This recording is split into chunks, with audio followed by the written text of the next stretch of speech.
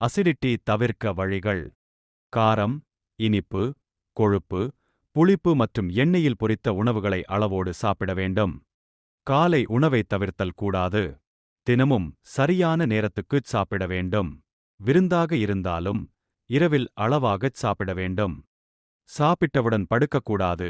உடற்பயிற்சியோ குனிந்து நிமிர்ந்து செய்யும் வேலையோ செய்யக்கூடாது. இறுக்கமாக உடை அணிதல் கூடாது. உடல் எடையை கட்டுக்குள் வைக்க வேண்டும். அசிடிட்டி ஏற்பட உடல் பருமன் மிக முக்கிய காரணங்களுள் ஒன்று.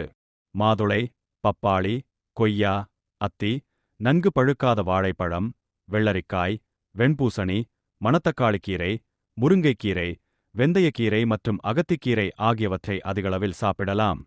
சாப்பாட்டுக்கு முன்னர் இஞ்சி டீ அருந்துவது செரிமானத்துக்குத் தேவையான சுரப்பிகளைத் தூண்டும். பட்டை கலந்த டீயும் அருந்தலாம்.